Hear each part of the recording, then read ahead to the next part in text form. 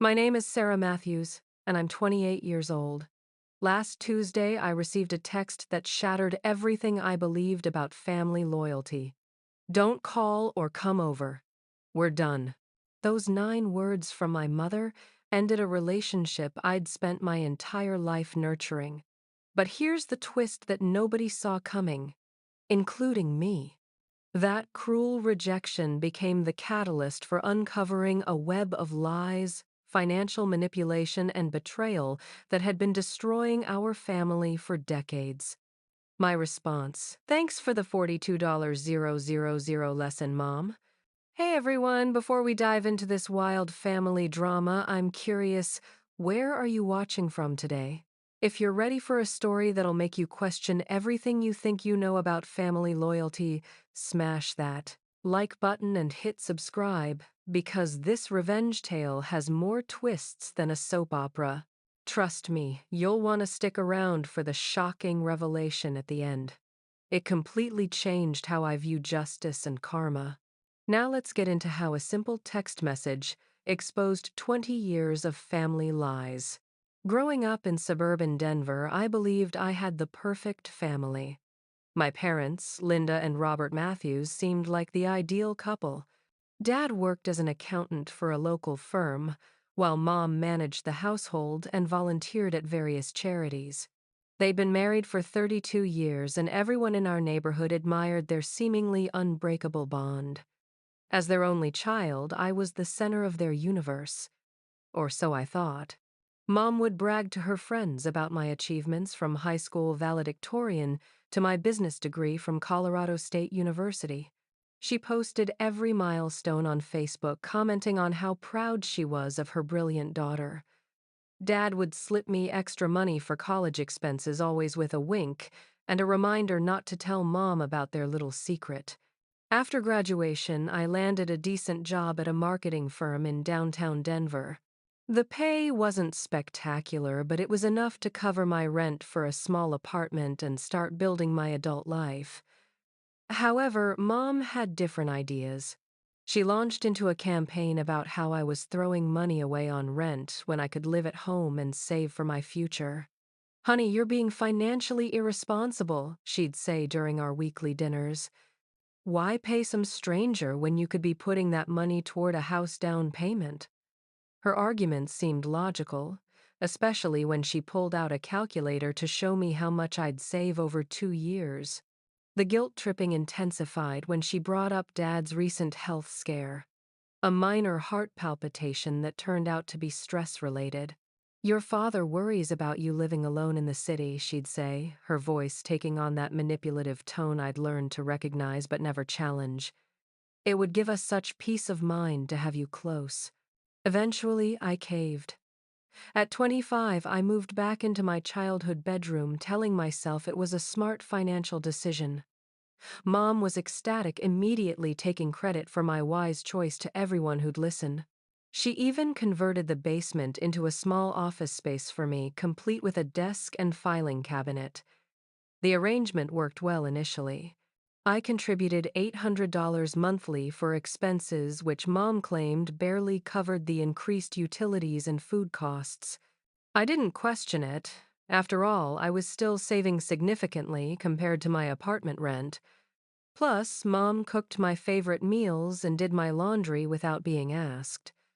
But slowly, the dynamic began to shift. Mom started making subtle comments about my lifestyle choices. My weekend plans required her approval. She'd guilt me if I stayed out late, claiming she couldn't sleep until she knew I was home safe. When I dated someone, she'd find reasons to dislike them, planting seeds of doubt about their intentions. "I just want what's best for you" became her standard response whenever I pushed back. "I've been around longer than you have. I can see things you can't." The most insidious part was how she positioned herself as my financial advisor. She convinced me to add her name to my savings account for emergencies. When I hesitated, she reminded me about Dad's heart scare and how I'd need quick access to funds if something happened to either of them. It seemed reasonable. What dutiful daughter wouldn't want to help her parents in a crisis? She also insisted on managing my retirement contributions, claiming her experience with Dad's accounts made her better qualified to handle the paperwork. "Why stress yourself with all those confusing forms?" she'd say, taking the documents from my hands before I could read them properly. Looking back, I can see how masterfully she isolated me from financial independence while making it seem like loving protection. She'd discourage me from seeking promotions that might require longer hours, arguing that work-life balance was more important than money. When opportunities arose that might lead to me moving out, a potential transfer to the company's Austin office, for example, she'd manufacture family crises that required my immediate attention and presence.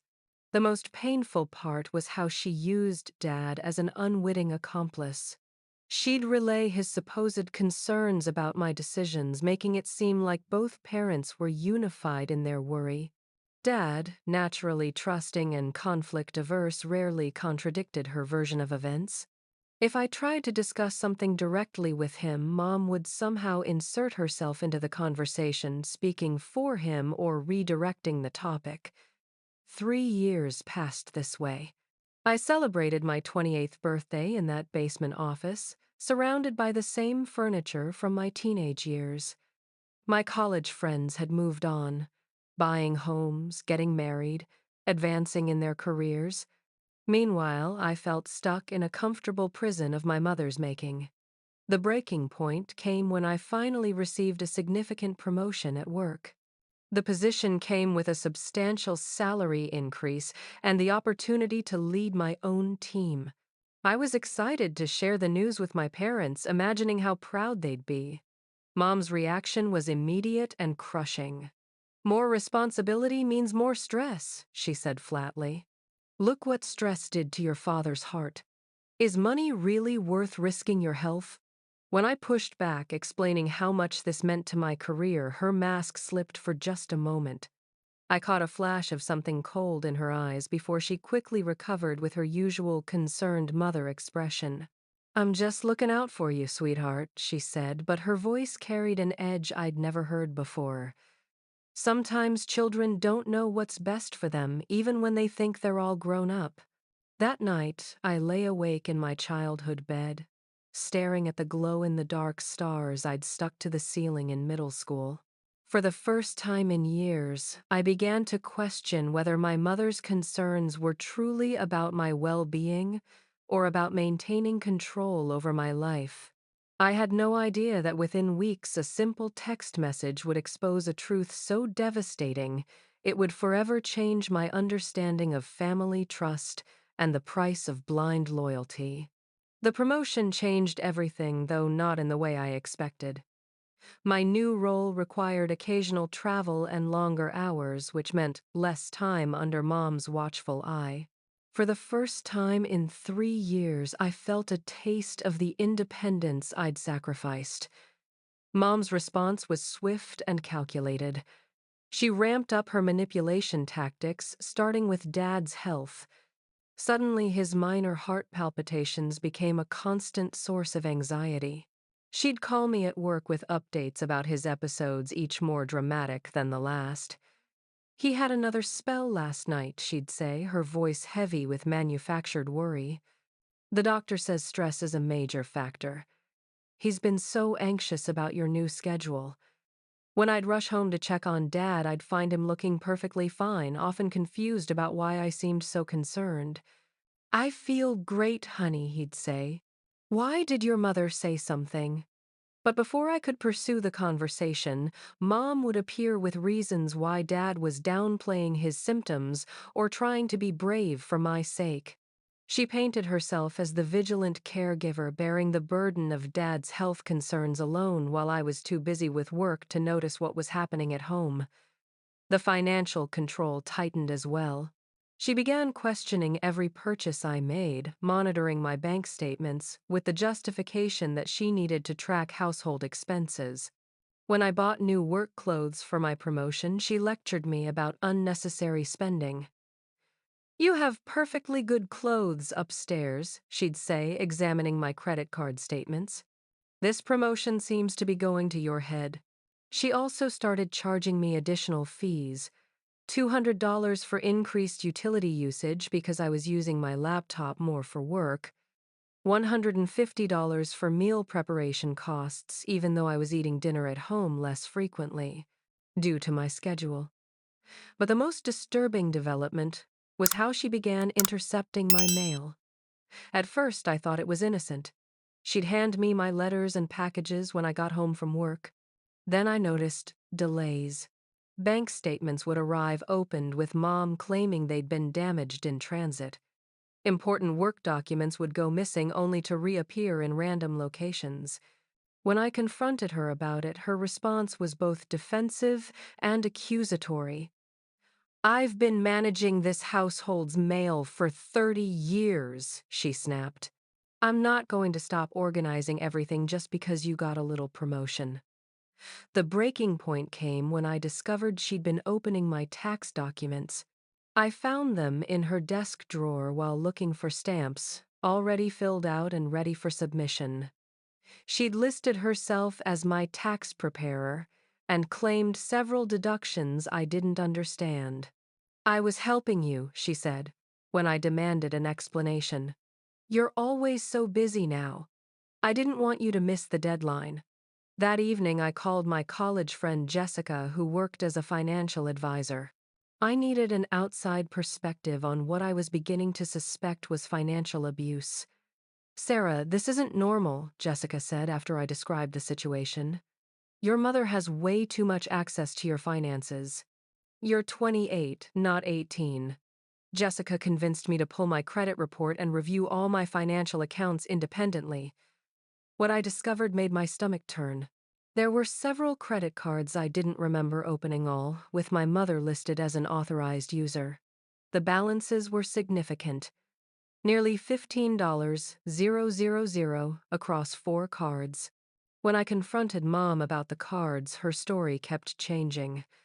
First, she claimed they were for family emergencies.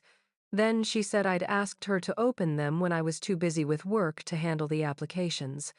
Finally, she admitted to using them, but insisted it was for household expenses that benefited everyone. "I was going to tell you," she said, tears welling in her eyes. "I've been trying to figure out how to pay them back without worrying you." But when I examined the statements more closely, the charges told a different story. Expensive dinners at restaurants I'd never been to. Shopping sprees at high-end stores. A weekend spa retreat she'd taken with her sister. Even payments to a landscaping service for elaborate garden renovations I'd never seen. The retirement account manipulation was even worse. She'd been redirecting my contributions to accounts I didn't have access to, claiming she was diversifying my portfolio for better returns. When I demanded to see the account statements, she became increasingly evasive. "You don't understand investment strategies," she said dismissively. "I'm protecting your future. You should be grateful, not suspicious." The emotional manipulation reached new heights when she enlisted extended family members in her campaign. My aunt started calling with concerns about how work stress was making me paranoid and difficult. My grandmother sent a letter about the importance of respecting your parents and not letting success go to your head. It became clear that Mom had been feeding them a carefully crafted narrative about my personality changes since the promotion. According to her version, I'd become ungrateful, suspicious, and disrespectful to the parents who'd sacrificed everything for my success. Dad remained caught in the middle, clearly uncomfortable with the escalating tension but unwilling to challenge Mom directly. I could see in his eyes that he suspected something wasn't right, but 32 years of marriage had trained him to avoid conflicts with his wife. The situation reached a crescendo when I announced my intention to move back out. I'd found a nice apartment downtown closer to my office and planned to sign the lease the following week. Mom's reaction was explosive. She accused me of being selfish and ungrateful. She claimed my decision would kill your father and that I was abandoning the family in their time of need. When emotional manipulation failed, she switched to threats. "If you leave this house," she said, her voice ice cold, "don't expect any help from us ever again." Family means loyalty, Sarah. If you can't understand that, then maybe you're not the daughter I thought I raised. I should have seen the final betrayal coming, but even after everything I'd discovered, I underestimated the depths of her deception. I thought the worst was behind us, that we could somehow work through our issues and rebuild trust. I was wrong. Moving day arrived on a crisp Saturday morning in October. I'd arranged for professional movers to handle the heavy furniture I'd accumulated over the years. My bedroom, set desk, and the few pieces Mom had generously allowed me to take. The atmosphere in the house was glacial. Mom hadn't spoken to me in 3 days, except to leave passive-aggressive notes about responsibilities I was abandoning. Dad tried to help carry boxes, his discomfort with the family tension evident in every forced smile. "Maybe this is for the best," he whispered when Mom was out of earshot. "You need your own space. You're a grown woman." But even his support felt hollow, contaminated by years of enabling Mom's control. I'd lost faith in his ability to stand up for what was right when it mattered most. The final straw came when the movers were loading the last of my belongings. I went to collect some important documents from the basement office: my birth certificate, social security card, and passport. The filing cabinet was locked. "Mom, I need the key to the filing cabinet," I called upstairs. Her response chilled me to the bone. "What filing cabinet? I don't know what you're talking about."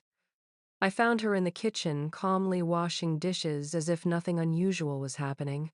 "The filing cabinet in the basement office, where we've kept important documents for 3 years."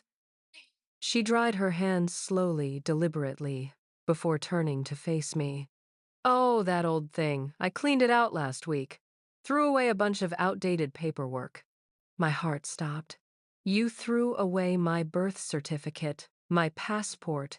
Her shrug was calculated cruelty. "I assumed you'd taken anything important when you started planning this departure. I can't be expected to keep track of every little paper you might need." The movers were waiting. My new apartment lease started that day. But without those documents, I couldn't complete background checks for work, couldn't travel, couldn't even prove my identity for certain transactions. "Where are my documents, Mom?" I demanded, my voice rising despite my efforts to stay calm. "I told you I threw them away. Maybe if you'd been more organized and responsible, you would have secured your own paperwork instead of expecting others to manage your life." The gaslighting was breathtaking. She'd insisted on controlling those documents for years, and now she was blaming me for trusting her with them. I spent the next 2 weeks navigating government offices and paying expedited fees to replace everything. The costs mounted: $200 for a rush passport, $150 for certified copies of various certificates, plus the time off work and stress of explaining to my employer why my background check was delayed. But the document destruction was just the beginning. Over the following month, I discovered the full extent of her sabotage. The credit cards she'd opened in my name weren't just for her personal expenses. She'd also used them to secure loans using my credit history. My credit score had plummeted from excellent to fair without my knowledge. The retirement account situation was even more devastating. She hadn't just redirected my contributions. She'd borrowed against the account and used my savings as collateral for investments that had failed spectacularly. Of the $42,000 I should have accumulated over 3 years of work, less than $8,000 remained. When I confronted her with bank statements and legal documents, she escalated to a level of viciousness I'd never imagined possible from my own mother. "You think you're so smart with your fancy promotion," she snarled during our final phone conversation. "But you're still the same naive little girl who needed Mommy to handle everything. You'll never survive on your own." Her words cut deep because part of me feared she was right. 3 years of her undermining had eroded my confidence in my own judgment and abilities. But it was her next revelation that truly broke my heart. "You want to know the truth," she continued, her voice dripping with malice. "Your father and I never wanted you to move out because we needed your money. His pension isn't enough, and we've been living beyond our means for years. You were our insurance policy. The admission hung in the air like poison. She'd never loved me for who I was, only for what I could provide. We told all our friends how responsible and caring you were, still living at home helping your aging parents. It made us look good. But the truth is, you were just convenient. I wanted to hang up, but I was too shocked to move.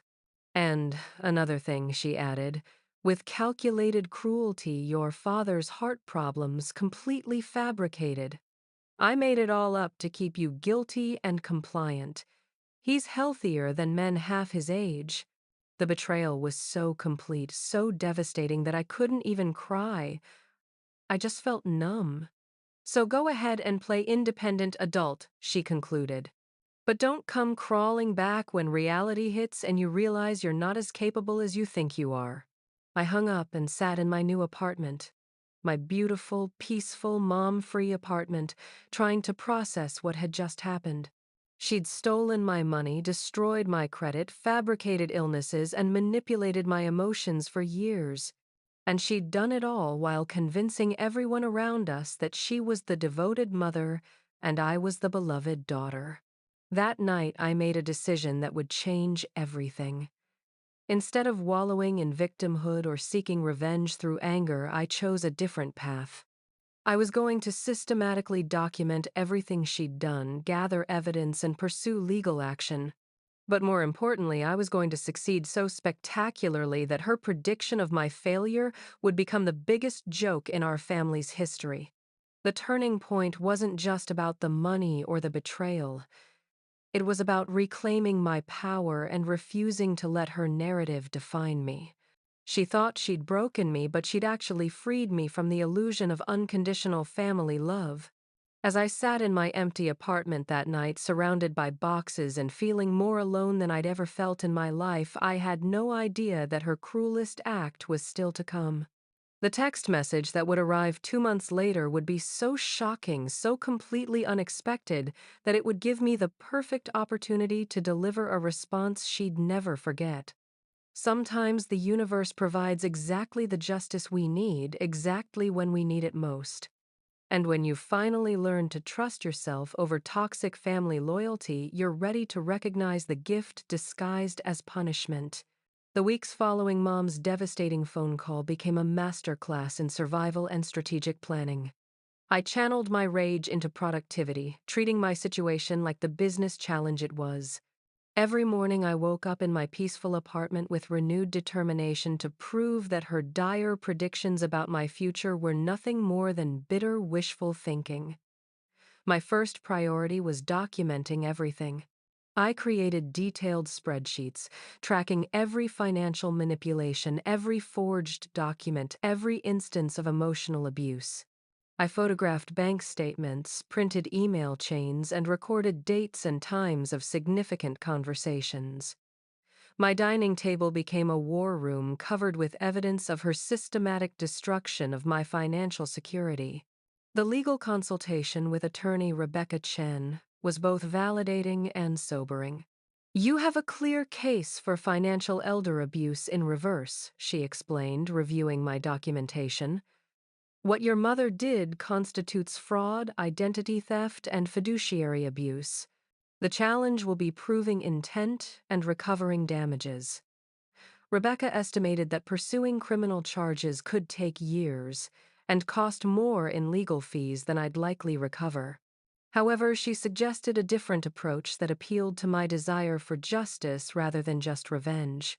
"Document everything, rebuild your financial foundation, and create an undeniable record of your success," she advised. "Sometimes the best revenge is living well and ensuring everyone knows the truth about what happened." Meanwhile, I threw myself into work with unprecedented focus. The promotion I'd fought for became my salvation.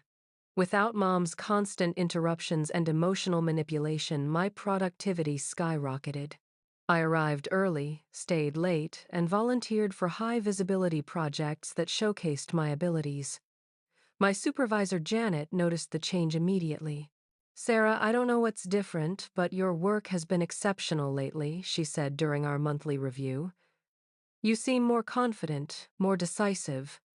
I'd learned to trust my instincts again.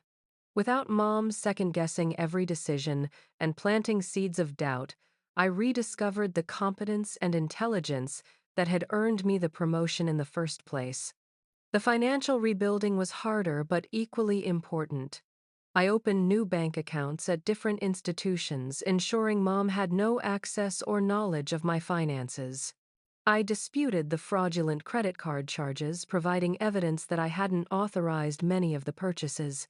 The process was tedious, requiring hours on hold with customer service representatives and mountains of paperwork, but gradually my credit score began to recover. I also started working with a financial advisor Jessica had recommended. Tom Rodriguez helped me understand how Mom had manipulated my retirement savings and what options existed for recovery. Your mother was surprisingly sophisticated in her approach, he noted, reviewing the account transfers and investment losses. She used legitimate investment vehicles to hide what was essentially theft. Proving intent will be difficult but not impossible. Tom helped me establish new retirement accounts with maximum security protocols and began rebuilding my savings with aggressive but smart investment strategies. For the first time in years, I felt like I was working toward my own future rather than subsidizing someone else's lifestyle. The most challenging aspect was dealing with the extended family dynamics. Mom had spent months poisoning the well, portraying me as an ungrateful daughter who'd abandoned her loving parents for selfish career ambitions. Her version of events made her the victim and me the villain. My Aunt Carol called repeatedly, trying to convince me to work things out with Mom. Family is everything, she'd say.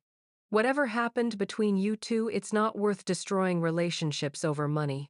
But I'd learned to recognize manipulation tactics, and Carol's pressure felt familiar. When I tried to explain Mom's financial abuse, Carol dismissed it as a misunderstanding or poor communication. Your mother loves you, she insisted. She's heartbroken about this estrangement. Can't you find it in your heart to forgive her? The assumption that I was responsible for repairing a relationship I hadn't broken was infuriating.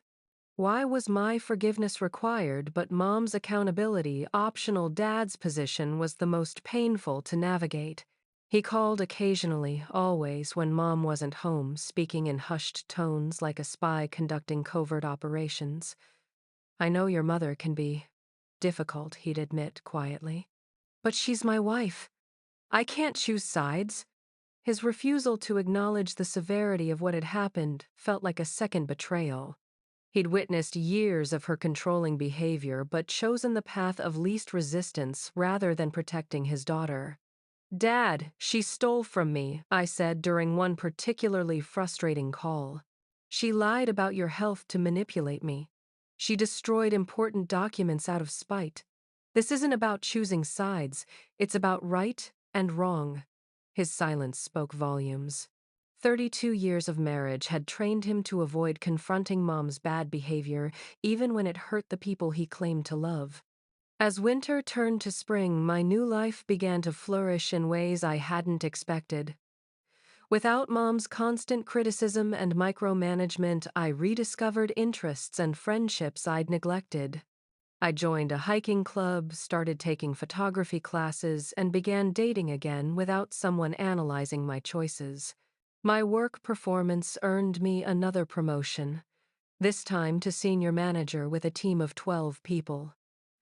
The salary increase was substantial, enough to accelerate my financial recovery and start building genuine wealth. I also began speaking openly about financial abuse in families, sharing my story at women's professional networking events. The response was overwhelming. Dozens of women approached me afterward with similar experiences, creating a support network I hadn't known I needed. But the most satisfying development was watching Mom's public narrative crumble.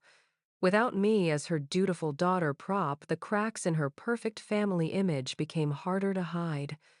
Neighbors noticed that the successful daughter no longer visited. Friends asked uncomfortable questions about why such a devoted mother had been abandoned by her child. She tried to maintain the victim story, but it became increasingly difficult to explain why a supposedly loving daughter would completely cut contact without provocation. I learned from mutual acquaintances that she'd been forced to return to work part-time at 62, taking a retail job to supplement Dad's pension. The lifestyle they'd been funding with my contributions was no longer sustainable. By the time her text message arrived in late spring, I was not the same broken, dependent woman she'd tried to create. I was stronger, wealthier, and more successful than I'd ever been. Most importantly, I was completely free of her influence and manipulation. Her timing couldn't have been more perfect for the response I'd been preparing for months. The text message arrived on a Wednesday morning while I was reviewing quarterly reports in my corner office. The promotion to senior manager had come with a beautiful workspace overlooking downtown Denver, a far cry from the basement office Mom had grudgingly converted for me. I was preparing for a presentation to the executive team about my department's impressive growth when my phone buzzed. At first, I almost deleted the message without reading it, assuming it was another guilt trip from a flying monkey relative, but something about the tone in the preview made me open it fully. "Don't call or come over. We're done." 9 words that should have devastated me, but instead filled me with an odd sense of liberation. After months of minimal contact and failed reconciliation attempts orchestrated by well-meaning family members, Mom had finally given me the clean break I'd been too guilty to pursue myself. But as I stared at the message, curiosity got the better of me. What had prompted this sudden declaration of permanent estrangement? For all her manipulation and abuse, Mom was rarely direct about anything. She preferred passive-aggressive campaigns and emotional manipulation to clear statements. I called Dad knowing he'd be confused and probably unaware of what Mom had done. His voice was strained when he answered. "Sarah, honey, I'm glad you called. Your mother is." "Well, she's very upset about something." "What happened, Dad?" His sigh was audible through the phone. "That's the thing. I'm not entirely sure. She's been ranting about betrayal and lies, but she won't explain what triggered it. She just keeps saying you've shown your true colors and she's done being manipulated." The irony wasn't lost on me. After years of manipulation and financial abuse, Mom was claiming to be the victim of manipulation. "Did something specific happen?" I pressed. Well, Dad hesitated, clearly uncomfortable with divulging family drama. "She found out about your promotion. The big one. And somehow she learned about your speaking engagements." My stomach dropped. I'd been careful to keep my professional success private, knowing that Mom would find a way to poison it or claim credit for my achievements. But in a city like Denver, news traveled through professional networks, and someone must have mentioned my story to someone who knew our family. "She's furious that you've been telling people about." "Well, about what happened between you two," Dad continued. "She says you're ruining her reputation and making the family look bad." The final piece clicked into place. Mom wasn't angry about my success. She was angry about being exposed.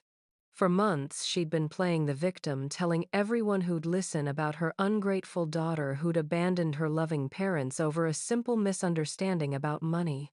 But my speaking engagements about financial abuse in families had apparently reached the wrong ears.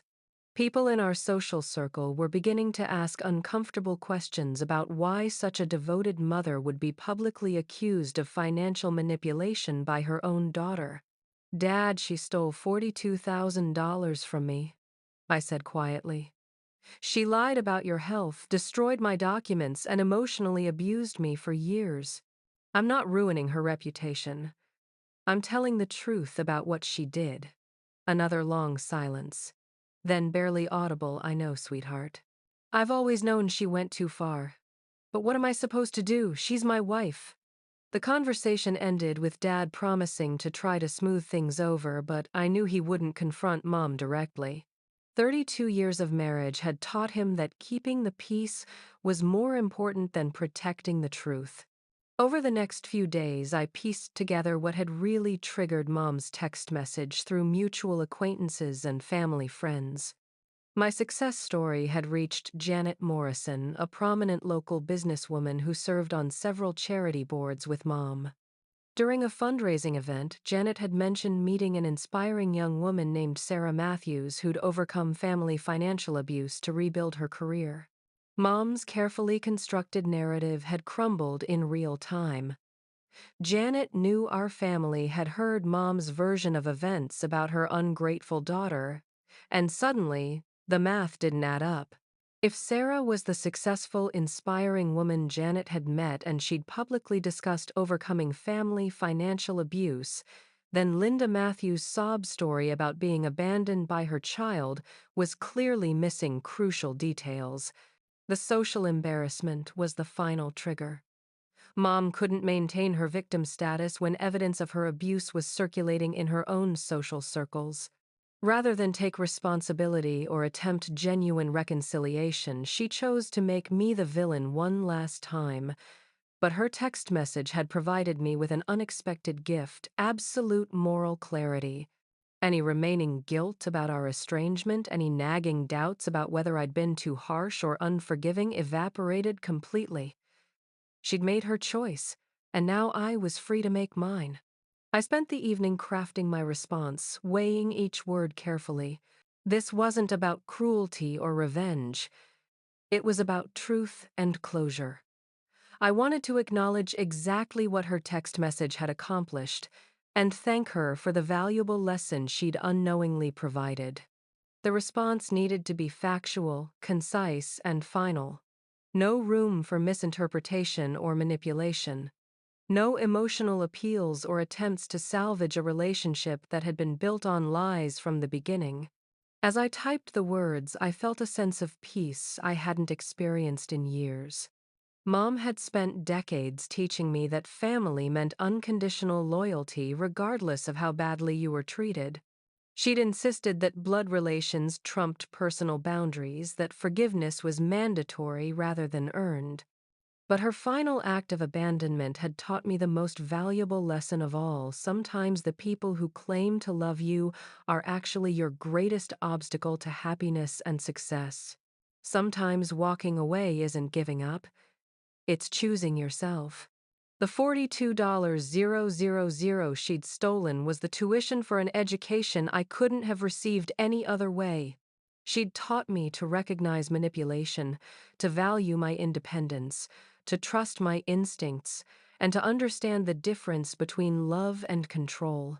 My response was simple, truthful, and final. Thanks for the $42,000 lesson, Mom. 3 years have passed since that text exchange, and I can honestly say those 9 words from Mom, followed by my response, completely transformed my life's trajectory. What she intended as a final punishment became my ultimate liberation. The immediate aftermath was surprisingly peaceful. Without the constant drama and emotional manipulation, my energy focused entirely on positive growth. My career skyrocketed beyond anything I'd imagined possible. The executive team was so impressed with my department's performance that they offered me a vice president position at just 31 years old. The promotion came with a salary that would have seemed impossible during those years of contributing to the household expenses, while Mom systematically drained my accounts. I was finally earning enough to not only rebuild my savings but to start building genuine wealth. My story about overcoming family financial abuse became a keynote presentation that I delivered at conferences across the country. The speaking fees alone exceeded what I'd lost to Mom's theft, but more importantly, the response from audiences was overwhelming. Thousands of people shared their own stories of family financial manipulation, creating a community of survivors who refused to be silenced by shame. The sweetest vindication came through the professional network I'd built. Janet Morrison, the businesswoman whose conversation had exposed Mom's lies, became a mentor and advocate. She introduced me to board positions and investment opportunities that accelerated my financial recovery beyond anything I could have achieved while living under Mom's control. But the most satisfying development was watching karma work its magic on Mom's carefully constructed social image. Without my financial support, she and Dad were forced to downsize significantly. They sold the house I'd helped pay for and moved to a small apartment across town.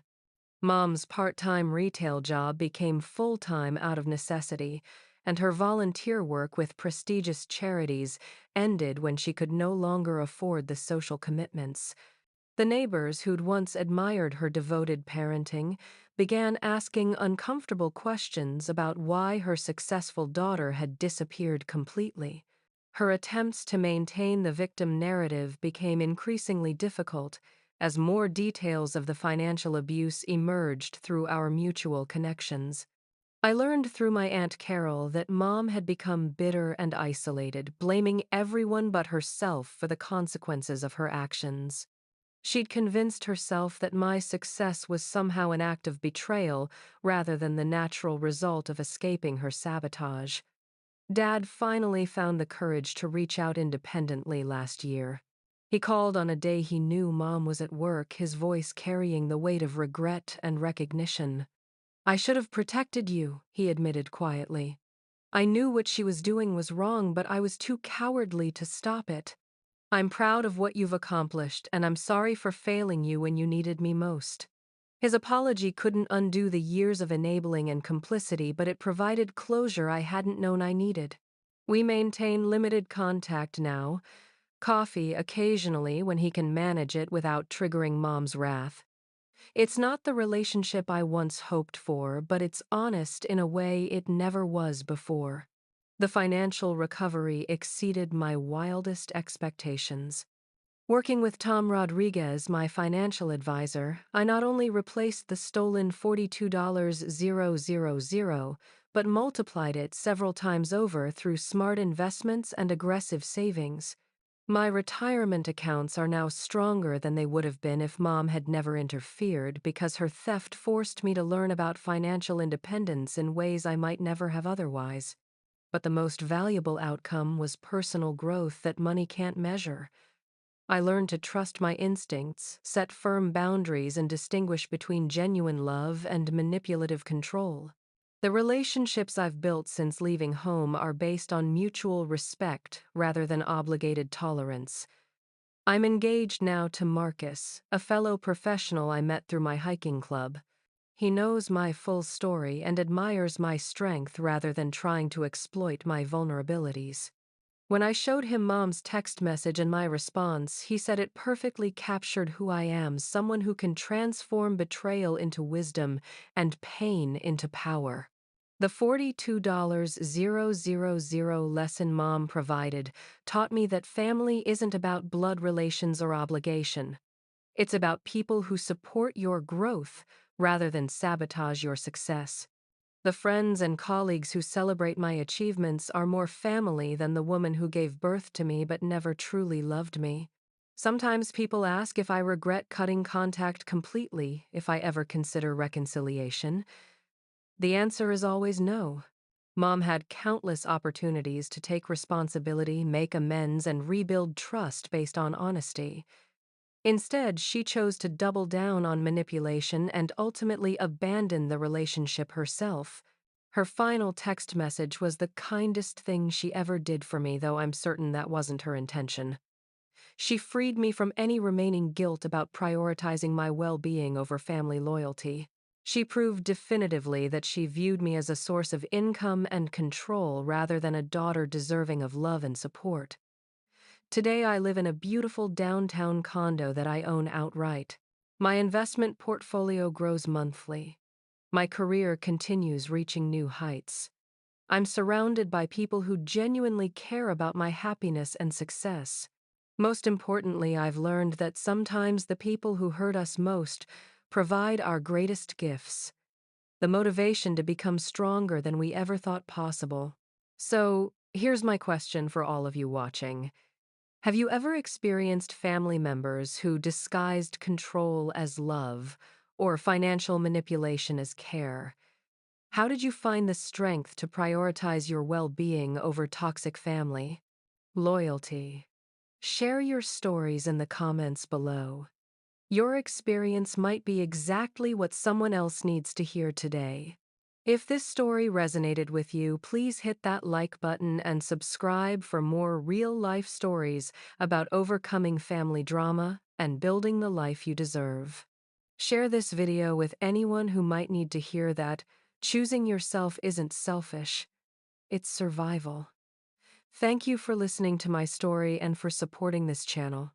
Remember, family should lift you up, not tear you down, and you have the power to choose which relationships deserve your energy.